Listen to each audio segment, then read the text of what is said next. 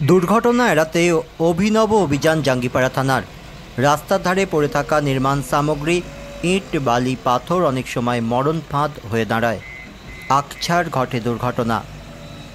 রাস্তার ধারে অবৈধভাবে পড়ে থাকা নির্মাণ সামগ্রী সরাতে অভিযান চালালো জাঙ্গিপাড়া থানা।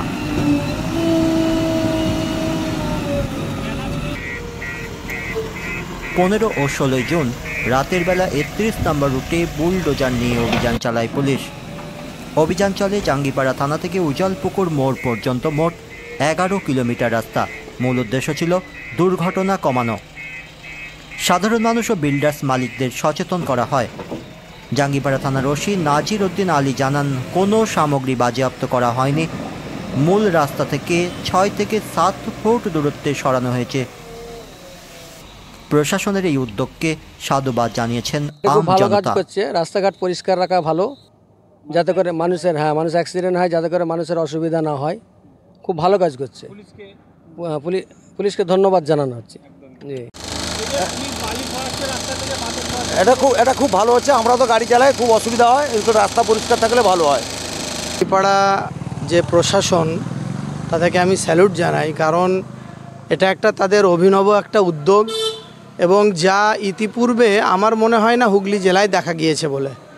তো খুবই একটা ভালো উদ্যোগ, এবং প্রশাসন সত্যিই এটায় প্রশংসার দাবিদার রাখেন।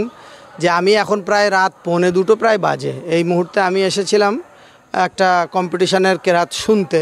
তো বাড়ি ফেরার সময় হঠাৎই দেখতে পেলাম যে প্রশাসনের 2-3টে গাড়ি এবং সাথে একটা আপনার যে বুলডোজার রয়েছে, তো সেটা দিয়ে রাস্তার ধারে পড়ে থাকা বালি, পাথর, সেগুলোকে প্রশাসন সরাচ্ছে। আসলে ফুরফুরায় আসার পথে দীর্ঘ এতটা পথ অতিক্রম করে আসলাম। আমি তো আসলাম উলুবেড়িয়া থেকে।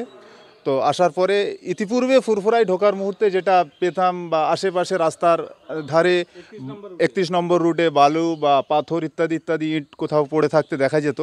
তবে আজকে যেটা দেখলাম, নতুন কিছু জিনিস দেখে খুব ভালো লাগলো যে প্রশাসনের দ্বারাই ক্রেন নিয়ে ওই সকল জিনিসগুলোকে তারা উঠিয়ে ফেলে দিচ্ছে বা সরিয়ে দিচ্ছে।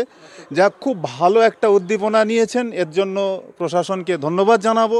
এবং এটাও জানাবো সাথে করে যে এই শুধুমাত্র এই যে কাজটা ফুরফুরাব্যাপী বা জাঙ্গিপাড়া থানার মধ্যে সীমাবদ্ধ না রেখে এটা অল ওয়েস্ট বেঙ্গলে যদি ছড়িয়ে পড়ে সকলের জন্য খুব ভালো হবে। এটাই সকলের কাছেই বার্তায় বা এই মেসেজটুকু আমি দেবো।